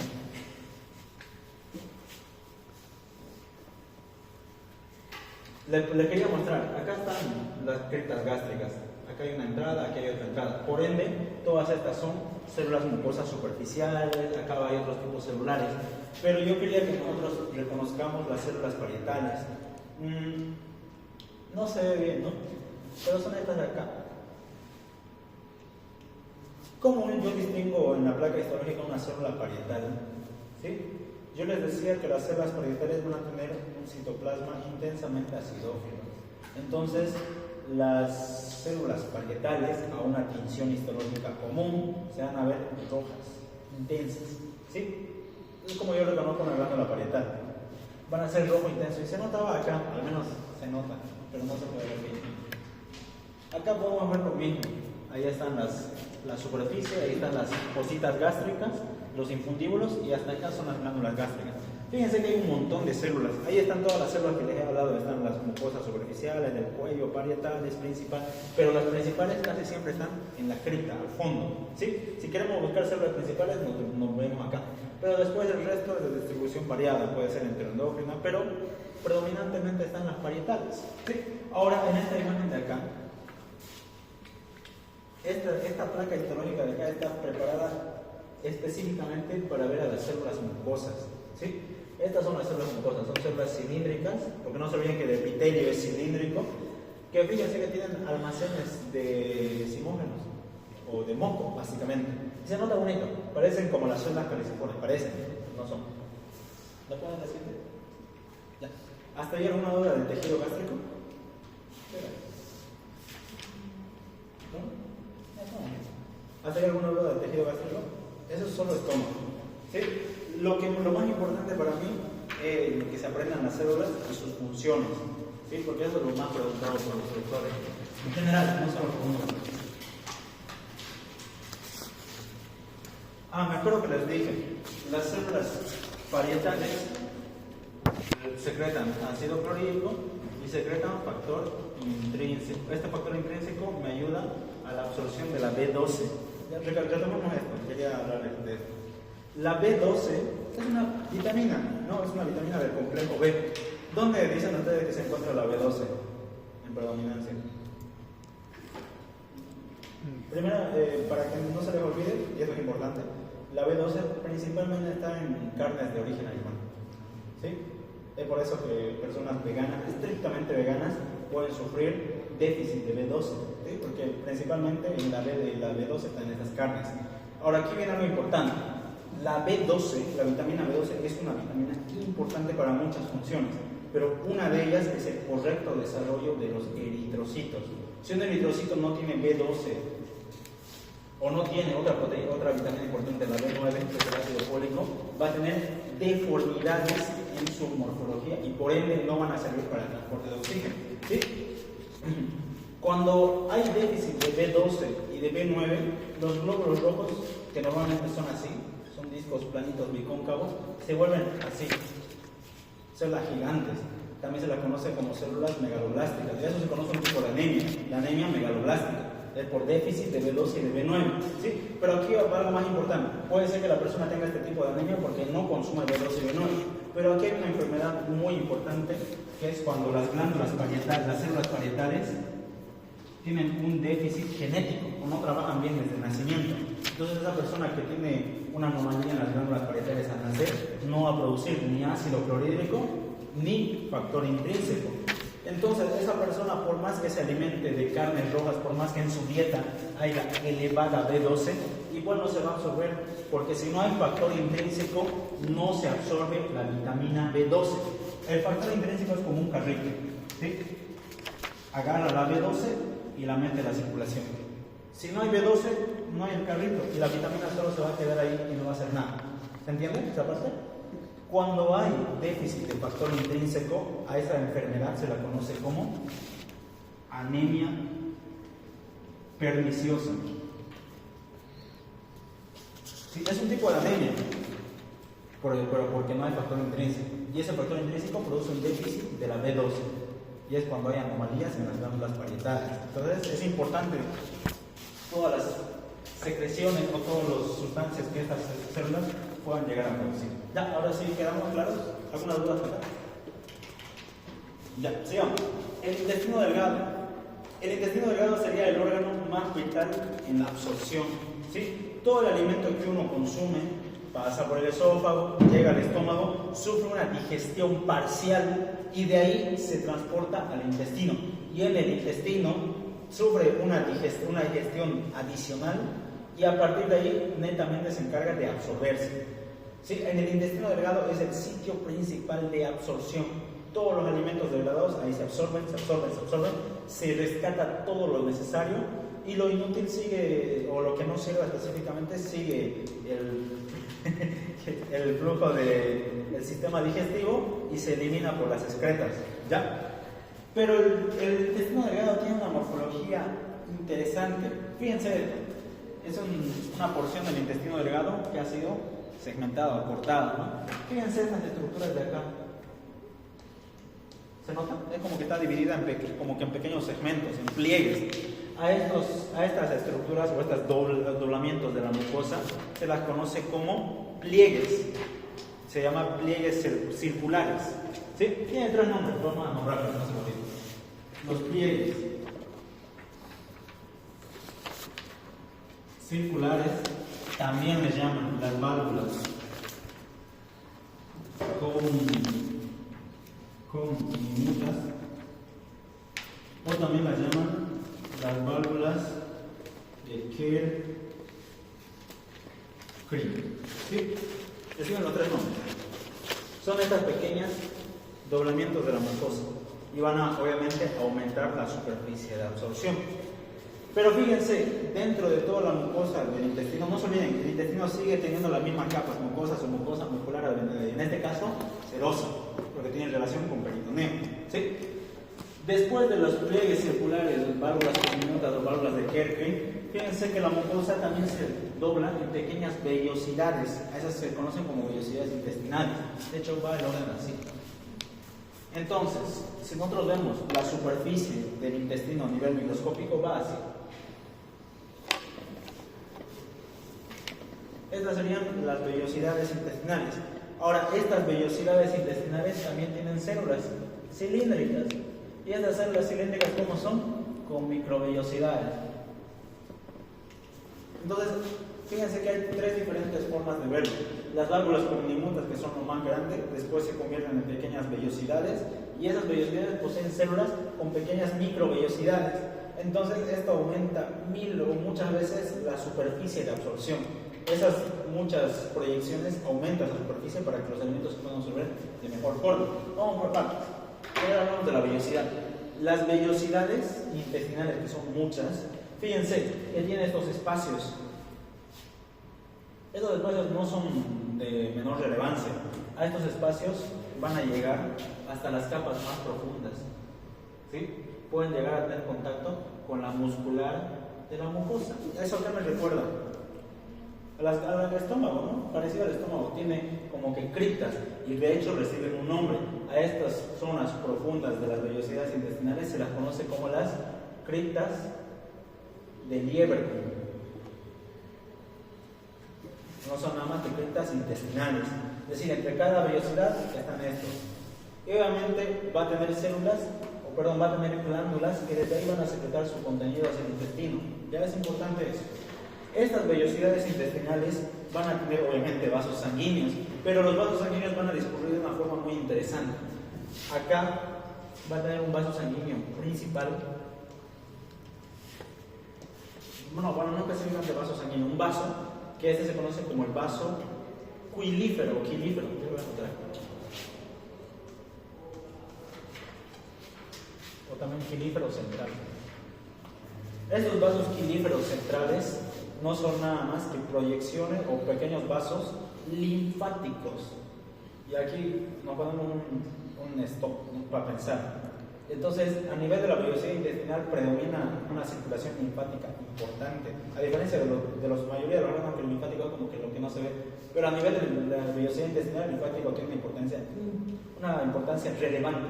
¿Sí? ¿Cuál es? Nosotros, aquí tengo mi célula intestinal, aquí tengo a su compañerita. ¿Ya?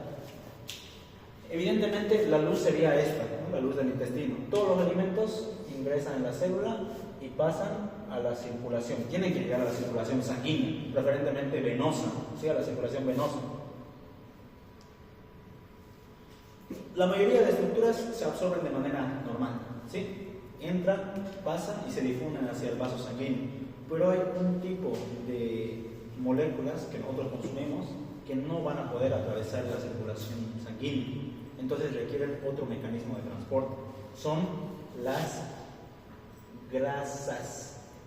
Las grasas se digieren, sí, pero no se absorben, no se transportan por la circulación de manera directa. Son moléculas muy densas, muy grandes. Y aparte, la sangre es una composición acuosa de agua y las grasas son hidrofóbicas. Entonces hay algo que impide que haya una circulación de grasas de manera directa por la sangre venosa. Entonces el cuerpo, ¿qué hace para la absorción de grasas? Las grasas las transporta a través del vaso quinífero. La linfa no tiene estas restricciones como lo tiene el vaso sanguíneo, entonces las grasas tranquilamente pasan por la circulación sanguínea, perdón, por la circulación linfática. Entonces toda grasa que nosotros consumimos del medio externo se transporta a través del vaso quinífero central, ¿sí? No se transporta a través de la circulación venosa. Entonces, este transporte de grasas obviamente lo hace a través de moléculas importantes. Vamos a detallar eso más. El cuerpo, para absorber las grasas, forma kilomicrones. Esos kilomicrones son moléculas de agrupación de grasas, de moléculas grasas, y eso lo transporta a través del vaso quinífero central. Este vaso quinífero central, a nivel del intestino, va a confluir en una estructura anatómica que ustedes conocen de seguro, que es la cisterna de Beckett. ¿Se acuerdan de esa? O conducto torácico. ¿Ya? Esa cisterna de Beckett va a confluir en los conductos torácicos, y esos conductos torácicos son linfa, no se olviden que son linfa. ¿Y por qué está siendo transportada las grasas? Por la linfa. Entonces, ese conducto torácico, ¿dónde va a drenar? ¿Se acuerdan?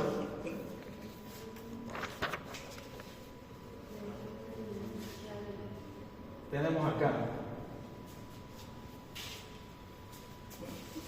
el tronco brachiocefálico, tenemos la subclavia y por ahí se va la yugular, ¿no? En el ángulo yúgulo-subclavio, acá viene a drenar los conductos torácicos, ¿sí? También el ángulo de Pirogófse. Ahí viene a drenar, entonces toda la grasa circulada, toda la grasa absorbida a través del vaso linfático va a venir a drenar a las venas de mayor calibre. Y en las venas de mayor calibre sí puede circular, porque estos vasos son grandes. En cambio, los vasos de la lámina propia de los enterocitos es pequeña para el transporte de grasas, ¿sí? Es muy pequeña, las grasas son moléculas muy densas y grandes. Entonces, cuando llega a la circulación venosa ya es más fácil el transporte, por eso no pasan por la circulación venosa, sino van a dar como una vuelta por el conducto torácico y recién ingresan a la circulación y a distribuirse donde tenga que distribuirse, ¿sí? Todo es importante. Aquí hay otra cosa importante, antes de que sigamos. Todo es importante.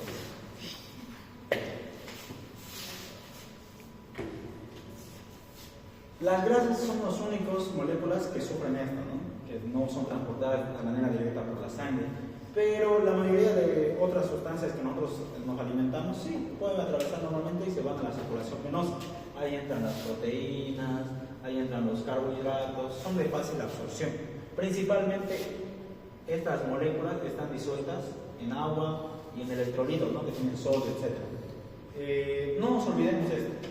Cuando el alimento está siendo revuelto en el estómago, en el tejido gástrico, va a sufrir una degradación parcial por la pepsina y eso va a formar un quimo, ¿sí? Nosotros llamamos bolo alimenticio al alimento que pasa del esófago hasta el estómago. En el estómago se va cambiando gradualmente y se forma un quimo. A la siguiente, esa porción líquida, viscosa y ácida se conoce como quimo ácido. Ese quimo ácido, una vez que ya esté listo, la válvula pilórica se abre y permite el paso del quimo ácido hacia el intestino. La primera porción del intestino, ¿cuál era? Duodeno. Oye, el duodeno tiene sus porciones igual, ¿no? Primera, segunda, tercera, cuarta, ya. Pero ese quimo ácido, y nuevamente les digo, las mucosas tienen diferentes capacidades. ¿Cuál es el epitelio del intestino delgado? Sigue siendo tejido cilíndrico simple, pero, aquí vamos con un pero, no tiene las mismas células mucosas que tenía el tejido gástrico. Entonces, ¿ese quimo ácido puede llegar a dañar la mucosa intestinal?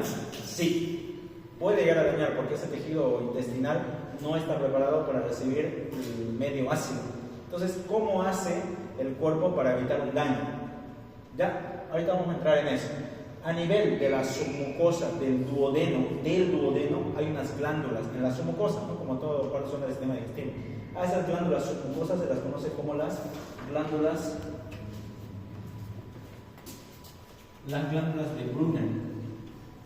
Estas glándulas de Brunner van a secretar una sustancia mucosa alta en bicarbonato. Entonces con eso van a intentar neutralizar el ácido que se está entrando al intestino delgado, porque no tiene el mismo moco que tenía el estómago para prevenir el daño por el agente ácido, ¿sí? Entonces su mecanismo como es secreción de moco alto en bicarbonato que va a establecer o perdón,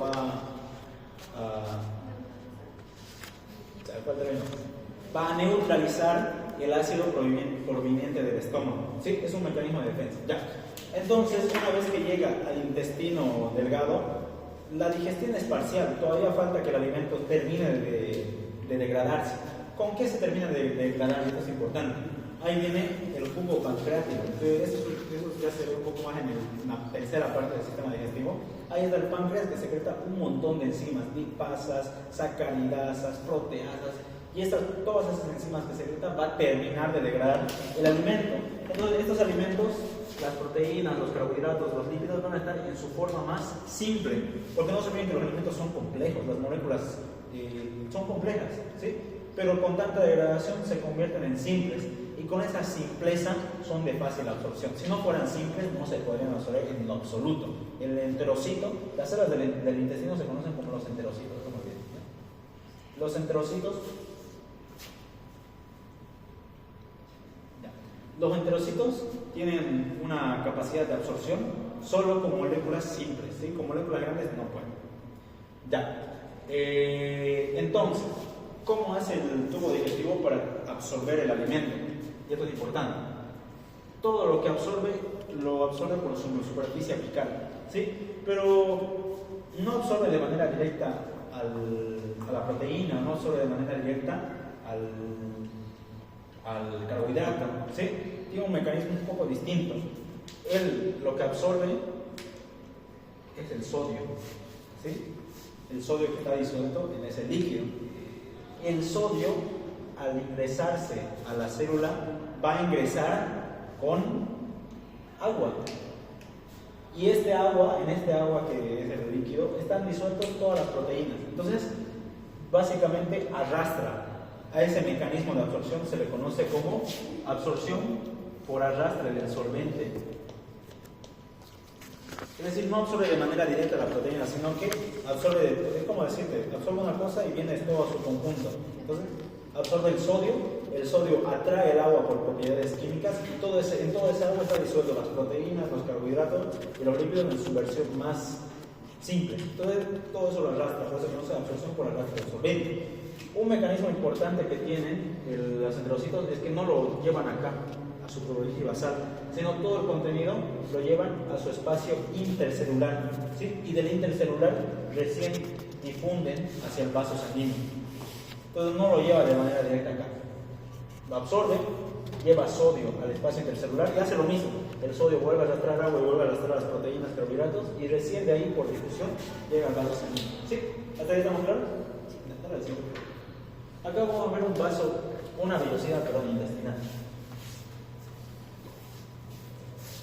Acá vamos a ver una vellosidad intestinal. Fíjense, tiene la misma estructura. Acá está el vaso fluidífero central, ahí se absorben todas las grasas, pero lo demás se absorbe a través de la membrana vasolateral para el vaso sanguíneo. Si nosotros hacemos un aumento a las células, aquí se pueden ver células cilíndricas, obviamente, porque los enterocitos son cilíndricos, pero de vez en cuando hay estas células con forma de globito. ¿Saben qué células son? Células caliciformes, ¿sí? Esas células caliciformes son productoras de moco. El intestino delgado tiene células caliciformes, entonces no es raro que veamos células caliciformes en la composición del intestino. ¿La siguiente imagen, por favor? Acá podemos ver lo mismo.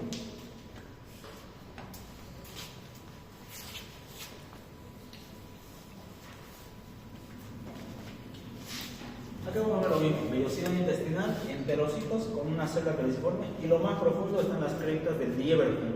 En estas criptas del Lieberkühn hay generalmente dos grupos celulares, que son las células enteroendocrinas Y hay otras que son las células de Paneth.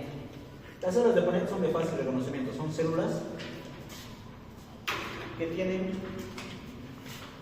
gránulos rojos o acidófilos. ¿A qué células se parecen? Parecido. No, más parecido a un eosinófilo por los gránulos rojizos que tiene. ¿Sí? Entonces, en la vellosidad intestinal encontramos 4 células, por así decirlo: los enterocitos, las caliciformes, las enteroendocrinas y las células de Paneth. ¿Sí? Esos son los 4 grupos celulares que encontramos en el intestino, solamente en el intestino. ¿Sí? Las células de Paneth, estos gránulos que tienen, no es porque sí, digamos. Estos gránulos son acumulaciones de lisocimas o alfa-defensinas. Básicamente, la función principal de las células de Paneth es reducir o mantener a raya a la microbiota intestinal. ¿Saben qué es la microbiota? ¿Han escuchado ese término alguna vez? ¿No? Ya. La microbiota intestinal, para que todos nos podamos ir con eso, es en nuestro cuerpo abundan las bacterias. En todo nuestro alrededor abundan las bacterias. No las vemos, evidentemente, pero están ahí. Están en la superficie de sus pupitres, están en sus manos, en su piel, en su cabello, en su boca, en su cara, en todo lado. ¿Sí? Pero no todas esas bacterias son específicamente malas o no te producen daño. Solo las bacterias que te producen daño son las patógenas, ¿no? Pero la mayoría están ahí, no hacen daño, solo ellas viven y tienen su vida. A nivel del tubo digestivo abundan mucho más las bacterias. ¿Sí? A ese cúmulo de bacterias a nivel del intestino se le conoce como microbiota. Esta microbiota vive ahí. Alguna de estas bacterias es de beneficiosa porque produce cosas que nos sirven, pero otras no, están ahí tranquilitas. Pero obviamente no puede haber un desfase, el cuerpo tiene que mantener equilibrado. Las bacterias no pueden proliferar como le da la gana, no tienen que estar mantenidas a raya. Las células de Paneth son células que van a secretar lisocimas y alfa-defensinas que son bactericidas, matan bacterias. ¿Sí? Entonces, matando a las bacterias van a mantener a raya la microbiota intestinal para que no empiece a proliferar y mucho, en el peor de los casos, no provocan daño. Sí, esa es la función de las células de Paneth. Estas células de Paneth solo se encuentran en el intestino delgado. En el intestino grueso no tenemos células de Paneth. ¿Sí? Ya, lo mismo que les decía, ahí están las vellosidades con los 4 grupos celulares: caliciformes, enteroendocrinas, Paneth y células M, no olvides esta importante.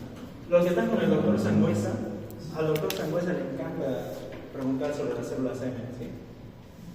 Las células M son células que están así más o menos. De una forma muy interesante.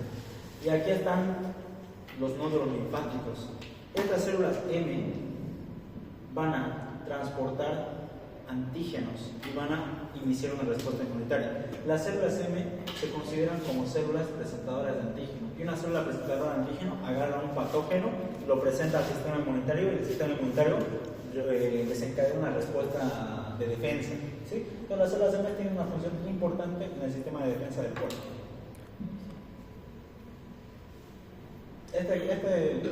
Esta imagen me gusta mucho. Es una cocción de intestino incluida en formaldehído, y se puede ver la estructura de las vellosidades intestinales. ¿Sí? Acá están todas las vellosidades, acá están las criptas de Lieberkühn y su lámina propia. ¿Se ve bonito? ¿Sí? Solo para que lo observen. Acá podemos ver las células de Paneth. Me apena que no se vea bien. Son estas de acá, pero no se notan. Son células que están así y tienen gránulos rojos. ¿Ya? Y por lo demás tenemos células enterocíticas o enterocitos, aquí están, células aplanadas, células cilíndricas no aplanadas, y de vez en cuando hay una célula caliciforme. ¿Sí? No son tan predominantes las células caliciformes. Uno más. Ya. Evidentemente el intestino tiene todo lo que les dije, ¿no? Pero hay una diferencia, ligera diferencia que se puede notar entre el duodeno y el ilion. ¿Sí? Histológicamente se puede, ¿no? Anatómicamente es más fácil, ¿no? Porque la primera porción es el duodeno y la última es el ilion. Pero histológicamente uno puede decir todo es intestino, sí, pero hay una diferencia histológica importante. En el duodeno están las famosas glándulas de Brunner, estas glándulas que servían para neutralizar el quimo ácido del estómago, solo en el duodeno. ¿sí? Y en el ilion están las famosísimas placas de Peyer, ¿sí? Que son nódulos linfáticos en la submucosa, ¿se entiende? Y estas placas de Peyer están asociadas con las células M, ¿sí? Que son transportadoras de antígenos, nada más. Entonces, si a ustedes le preguntan características del orégano, presenta glándulas de Brunner. Y el ilion, placas de Peyer, nada más. Las placas de Peyer están en relación con el borde antimesentérico, ¿sí? El borde que no tiene relación o no se está agarrando del peritoneo. Creo que los dije eso. ¿No? Ya. Hay el intestino, hay una porción que la agarra el mesenterio y otra porción que está libre del mesenterio. La porción antimesentérica es donde se encuentran las placas de Peyer.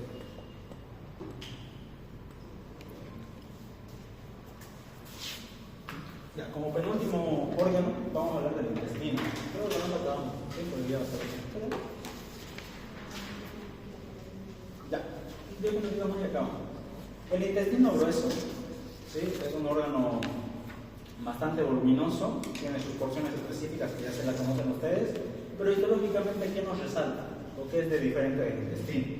Vamos a partir que el intestino grueso tiene similitud con la morfología histológica del intestino delgado, ¿sí? Tiene las mismas vellosidades intestinales con glándulas o criptas del Lieberkühn, tiene lo mismo, ¿sí? Pero la gran diferencia se centra en la distribución celular. En las glándulas del intestino delgado había enterocito y una que otra vez una glándula caliciforme y luego enterocito. Eso es el intestino delgado. Pero el intestino grueso se dice que la relación es de primero de 1 a 4 y después más tarde de 1 a 1. ¿A qué se refiere esto? Que en las primeras porciones del intestino delgado es enterocito, caliciforme. De nuevo, enterocito, caliciforme. Es decir, por 4 enterocitos, una célula caliciforme. Es la relación en el intestino grueso. Pero a medida que se va avanzando, es decir, en porciones más adelante del tubo del intestino grueso, la relación cambia de 1 a 1. ¿Qué quiere decir? Enterocito, célula caliciforme. Enterocito, célula caliciforme. Enterocito, célula caliciforme. Así, hasta terminar la mucosa intestinal del intestino grueso. Por lo cual, si yo les preguntara cuál sería la característica histológica más diferencial entre el intestino grueso y el delgado, ¿qué me dirían ustedes? La cantidad abrumante de células caliciformes. El intestino delgado tiene pocas células caliciformes y eso se nota en su histología, pero el intestino grueso tiene un montón de células caliciformes. Esa es la gran diferencia histológica, ¿sí? Se pueden parecer, tienen lo mismo, tienen glándulas secretas del Lieberkühn, tienen muscular de la mucosa, muscular, etcétera, lo que ya hemos visto, pero la gran diferencia y la clave para diferenciarlo son la cantidad de células caliciformes. Si yo veo un tejido intestinal y yo estoy dudando si es grueso, si es delgado, me puedo guiar netamente en las glándulas caliciformes y ya. Pero obviamente si veo glándulas de Brunner o si veo placas de Peyer, todavía me dicen mucho más que es intestino delgado, ¿sí? Creo que damos de imagen acá. Acá se puede ver, o no se puede.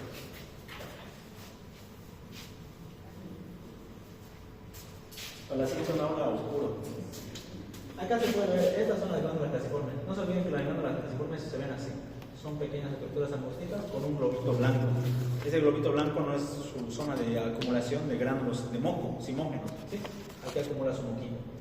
En la histología, ese moquito al hacer el preparado histológico se pierde y por ende solo se ve zonas blancas. Parece un tejido difuso, ¿no? Pero es eso. Fíjense la cantidad abrumante de células caliciformes. Ahora yo les pregunto, ¿cuál es la función del intestino grueso? El intestino delgado se encarga de absorber. El intestino grueso no va a estar encargado de la absorción de proteínas, de carbohidratos. Eso ya lo hizo el intestino delgado. Lo único que hace el intestino grueso es la absorción de agua. Todo el alimento que se haya absorbido en el intestino delgado se absorbe el agua. Por eso a veces mientras va atravesando el intestino grueso, porque hasta el intestino delgado la composición de ese alimento es líquido, lechoso. Pero a medida que va atravesando el intestino grueso, se va secando. ¿Eso por qué? Porque el intestino está absorbiendo todo el agua. Entonces al final, al llegar a la última porción del intestino grueso, solo queda un resto de alimento medio seco, ¿no? Pastoso, pero es porque se ha absorbido la mayor cantidad de agua que se puede. Obviamente, mientras más tiempo está en el intestino grueso, más se absorbe el agua y por ende más dura se hace. En personas estreñidas, por ejemplo, es porque ese resto de alimentos se ha quedado mucho tiempo en el intestino grueso. Ese intestino grueso que ha hecho ha ido absorbiendo el agua, ha ido absorbiendo el agua, ha ido absorbiendo el agua, ha ido absorbiendo el agua, hasta que esos restos se han vuelto duros, sólidos. ¿Por qué? Porque se han vuelto secos. ¿Sí? ¿Se entiende? ¿Sí, no? Ya.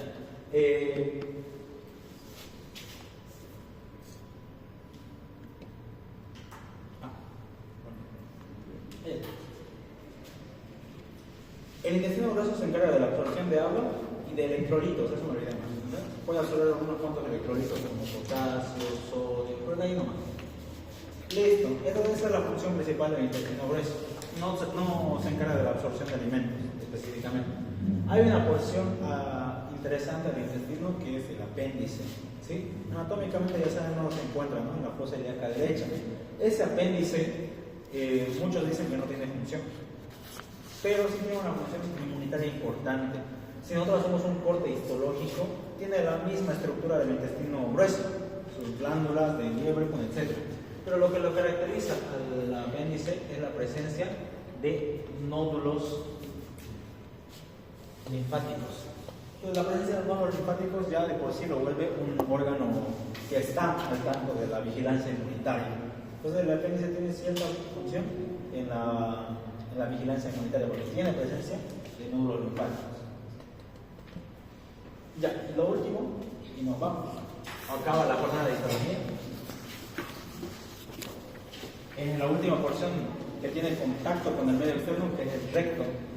El recto, una vez después termina el sigmoides, viene el conducto en el recto, el conducto anal.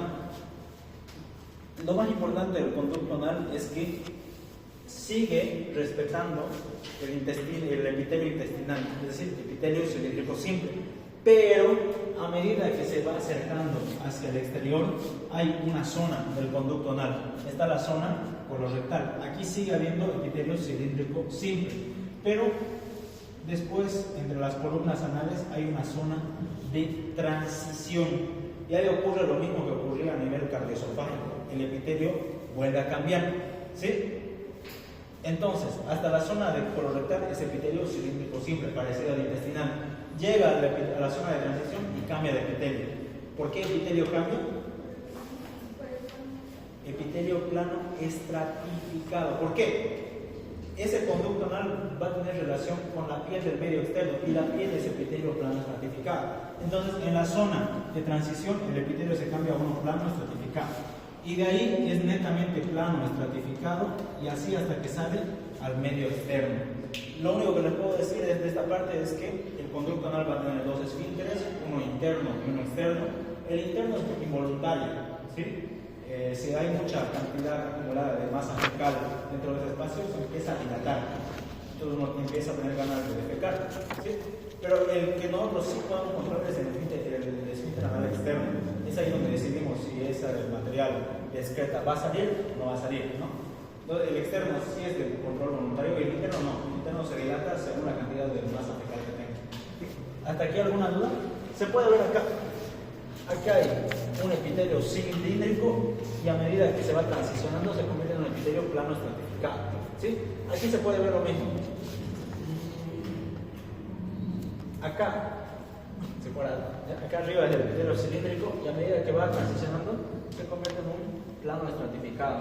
Obviamente ese segmento tiene relación con tejido muscular. Ahí está el esfínter anal interno y más externo está el esfínter anal externo, que es tejido muscular que permite la apertura o no apertura de este conducto. ¿Hay alguna duda?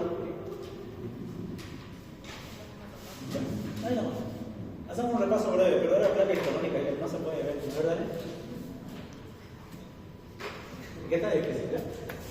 Pero si tuviéramos que analizar esta plaquita, ¿qué tipo de o qué porción del sistema digestivo dirían que es? Fíjense la mucosa. Vayamos con la mucosa. La mucosa, ¿qué tipo de epitelio tiene?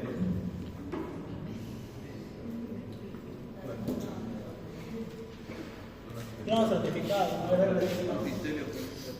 acá se ve mejor. La imagen de la izquierda sigue siendo lo mismo. Es epitelio plano estratificado. Acá hay un montón de glandulitas, ¿ya? Ayudándolas en la mucosa, importante. Después, ¿qué otra estructura más vemos? Hay una muscular circular y una muscular longitudinal. Entonces, ¿qué ustedes dirían qué porción del sistema digestivo es? Si sabemos que su epitelio es plano estratificado, presenta glándulas mucosas y todas las demás estructuras. ¿Con qué tejido se asemeja que hemos estudiado? Esófago, y evidentemente es una placa de esófago. ¿Ya? Vamos con otro. Epitelio, fíjense que hay un montón de glándulas, partamos con eso. ¿Ya? Hay glándulas, aquí está la lámina propia. Si le hacemos un acercamiento, es que no se ve, no se nota la diferencia. Ya lo podemos ver, por ejemplo, a este segmento, células parietales o células rojas. ¿Estamos? Son glándulas gástricas. ¿Ya? Es estómago. Se puede ver bonito acá. Acá podemos ver las vellosidades, fíjense. Todo eso son las vellosidades. Pues yo puedo pensar en un intestino. ¿Qué tipo de intestino es? En este caso, fíjense que aquí veo folículos, nódulos linfáticos. ¿Sí? Pueden ser las placas de pello. Delgado. Probablemente sea, es intestino delgado. Y este sería el grueso, con la relación de un montón de células caliciformes en su velocidad intestinal. ¿Ya? ¿Para pedir alguna duda?